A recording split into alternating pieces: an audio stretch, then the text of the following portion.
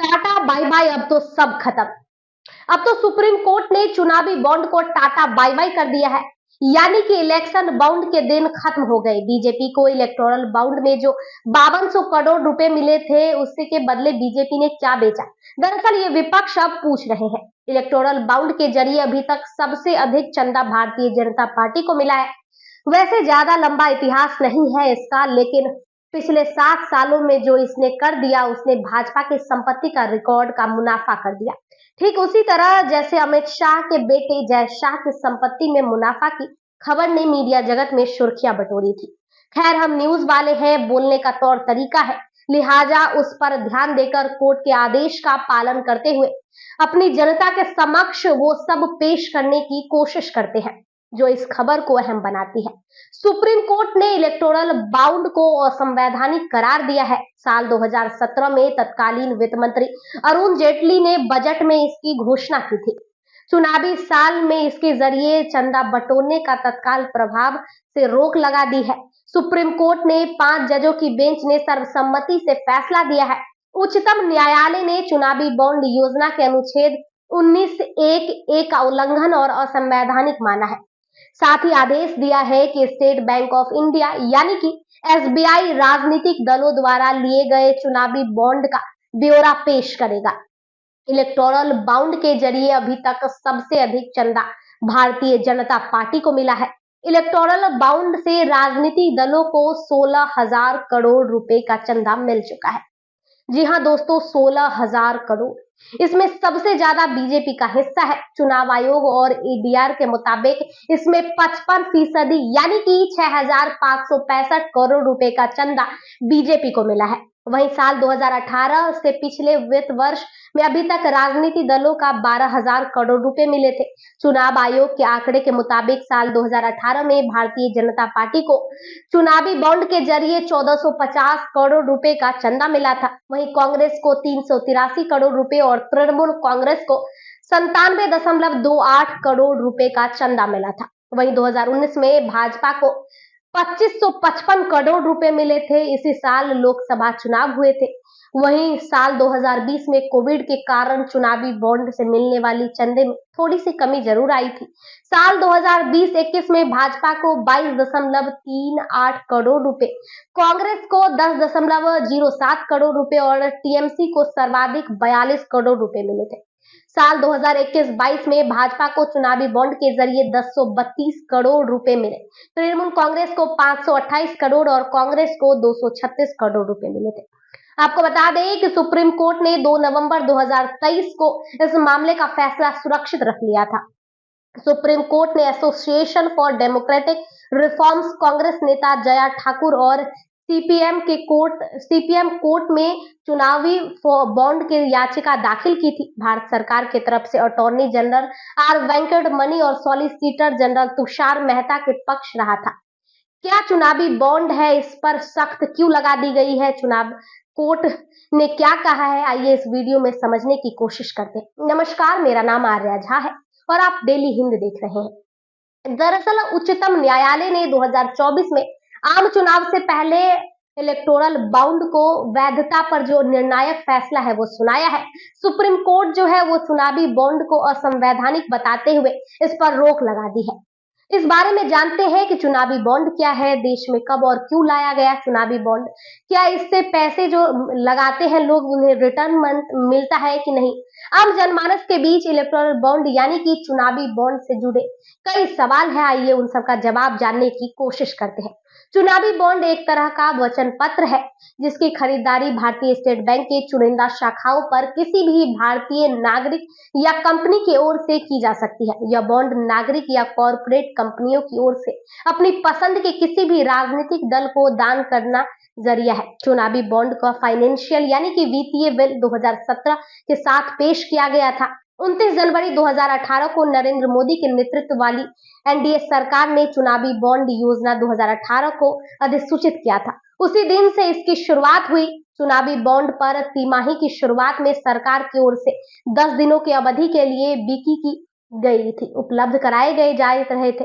इसी बीच उनकी खरीदारी की जाती है। सरकार की ओर से चुनावी बॉन्ड की खरीद के लिए जनवरी, अप्रैल, जुलाई और अक्टूबर के पहले 10 दिन तय किए गए हैं। लोकसभा चुनाव के वर्ष में सरकार की ओर से 30 दिनों के अतिरिक्त अवधि तय किए जाने का प्लान था। चुनावी बॉन्ड की शुरुआत करते हुए सरकार ने दावा किया था कि इससे राजनीति फंडिंग में मामलों में पारदर्शिता बढ़ेगी। इस बॉन्ड के जरिए अपनी पसंद की पार्टी को चंदा दिया जा सकता है। चुनावी बॉन्ड के निवेश करने वाले के आधिकारिक तौर पर कोई रिटर्न नहीं मिलता है। यह बॉन्ड एक रसीद के समान है। आप जिस पार्टी को चंदा देना चाहते हैं उसके नाम इस बॉन्ड को खरीदा जाता है उसके नाम से, और इसका पैसा संबंधित राजनीतिक दल मुहैया करा दिया जाता है। राजनीतिक पार्टी से सीधे चंदा देने के लिए चुनावी बॉन्ड के जरिए चंदा देने दी जाती है। दी गई राशि का इसका कोई भी इनकम टैक्स की धारा 80 जीजीसी और 80 जीजीबी के तहत छूट का प्रावधान है। अब यह जानने की कोशिश करते हैं कि आखिर यह रद्द क्यों किया गया जब ये सारी चीजें थी। तो दरअसल आपकी जानकारी के लिए आपको बता दें कि 5 जजों की पीठ ने कहा है कि राजनीति दलों की गुमनाम चंदे वाली चुनावी बॉन्ड योजना संविधान के अनुच्छेद 19(1)(a) के तहत पदस्थ मतदाताओं की सूचना के अधिकार का उल्लंघन करता है। चुनावी बॉन्ड योजना की वैधता को चुनौती देने वाली याचिकाओं पर फैसला सुनाते हुए सीजीआई डीवाई चंद्रचूड़ ने कहा कि इस बात की भी वैध संभावना है कि किसी राजनीतिक दल को वित्तीय योगदान देने से धन की राजनीति के बीच बंद संबंध के कारण प्रति उपकार की व्यवस्था हो जाएगी। यह नीति के में बदलाव लाने या सत्ता में राजनीतिक दल की वित्तीय योगदान देने वाली व्यक्ति को लाइसेंस देने के रूप में हो सकती है। यह कहते हुए राजनीति चंदा योगकर्ताओं के मेज पर एक जगह देता है, यानी कि विधायकों को तक पहुंचाया बढ़ता है और इस पहुंच नीति के निर्माण पर प्रभाव से भी तब्दील हो जाती है। सीजीआई चंद्रचूड़ ने कहा कि राजनीतिक दलों की फंडिंग की जानकारी मतदाता के विकास के प्रभाव अभ्यास के लिए आवश्यक है। राजनीतिक असमानता के योगदान देने वाले कारकों को एक आर्थिक असमानता के कारण व्यक्तियों की राजनीतिक निर्णयों को प्रभावित करने की क्षमता के अंदर है। उन्होंने कहा कि आर्थिक असमानता के कारण धन की राजनीति के बीच गहरे संबंध के कारण राजनीतिक जुड़ाव के स्तर में गिरावट आती है। खैर, सुप्रीम कोर्ट ने आखिरकार चुनावी बॉन्ड पर अपना फैसला सुना ही दिया और सुप्रीम कोर्ट ने इसे असंवैधानिक करार दिया। राजनीतिक पार्टियों के लिए चंदे के बड़े जरिया बने इलेक्टोरल बॉन्ड को चीफ जस्टिस ऑफ इंडिया की अध्यक्षता वाली जजों की बेंच ने गुरुवार यानी कि आज रद्द कर दिया और कहा कि असंवैधानिक है, क्योंकि ये सूचना के अधिकार के साथ साथ बोलने की अभिव्यक्ति की स्वतंत्रता का उल्लंघन करता है। चुनावी पार्टियों, खासकर सत्तारूढ़ भारतीय जनता पार्टी के लिए एक बड़ा झटका है, क्योंकि इसी पार्टी को पिछले आंकड़ों के मुताबिक सबसे अधिक डोनेशन मिला है। जवाब में विपक्ष ने अपनी प्रतिक्रिया व्यक्त की है। आप देखेंगे तो इन जो इलेक्टोरल बॉन्ड है, चुनावी बॉन्ड, सबसे अधिक सत्तारूढ़ यानी कि बीजेपी को मिला है। अब प्रतिक्रिया दी है विपक्ष ने, वो भी बता देते हैं। राहुल ने अपने सोशल मीडिया एक्स अकाउंट पर लिखा है कि कोर्ट के द्वारा दिए गए आदेश पर मुहर लग गई है। भाजपा इसे कमीशन और भ्रष्टाचार का जरिया बना लिया था। वहीं कांग्रेस पार्टी ने सोशल मीडिया एक्स अकाउंट पर लिखा कि बीजेपी को इलेक्टोरल बॉन्ड का 5200 करोड़ रुपए जो मिले हैं, इसके बदले बीजेपी ने क्या बेचा है। कांग्रेस पार्टी सुप्रीम कोर्ट के इस फैसले का स्वागत करती है और मांग करती है कि एसबीआई तमाम जानकारी को सार्वजनिक पटल पर रखे, सार्वजनिक करे, जिससे जनता को मालूम पड़े कि क्या बात है, क्या हुआ है। और इसके अलावा भी बहुत सारे लोगों ने कहा है जिससे जनता को मालूम पड़े कि कितना पैसा लिया है। यह स्कीम मोदी सरकार मनी बिल के तौर पर लाई थी, ताकि राज्यसभा पर इस पर चर्चा न हो, यह सीधा पारित हो जाए। हमें डर है कि कहीं फिर से कोई अध्यादेश जारी न हो जाए और मोदी सरकार सुप्रीम कोर्ट के इस फैसले से बच जाए। इसके अलावा कांग्रेस के प्रवक्ता हैं आलोक शर्मा, उन्होंने कहा कि आज यह बात साफ हो गई कि मोदी सरकार सिर्फ कमीशन, रिश्वतखोरी और काला धन छिपाने के लिए इलेक्टोरल बॉन्ड यानी कि चुनावी बॉन्ड लेकर आई थी। इलेक्टोरल बॉन्ड पीएम मोदी की भ्रष्टाचार बढ़ाओ नीति की जो साजिश थी वो आज पूरे देश के सामने बेनकाब हो चुकी है।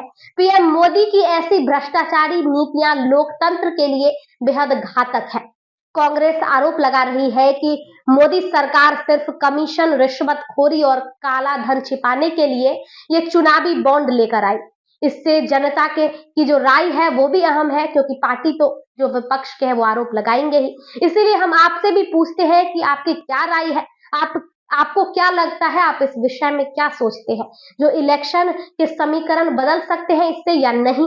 इससे सत्ताधारी या विपक्ष को नुकसान हो सकता है या नहीं? कृपया करके अपनी तर्कपूर्ण कमेंट्स हमें जरूर बताएं और हमें जरूर बताएं कि आपको यह वीडियो कैसी लगी, और आगे जो अपडेट्स है वो भी हम आप तक पहुंचाते रहेंगे। तब तक आप खुश रहिए, मस्त रहिए और अपना ख्याल रखिए। लेकिन हाँ, जरूर कमेंट बॉक्स में बताइएगा ये जो चुनावी बॉन्ड पर सुप्रीम कोर्ट ने रोक लगा दी है, सख्त मनाही कर दी है और संवैधानिक बता दी है, उस पर आपकी क्या राय है? आप क्या सोचते हैं? इससे कुछ बदलाव होगा देश की राजनीति में? देश के जो सत्तारूढ़ पार्टी है, जो विपक्ष है, उससे किसकी भलाई होगी?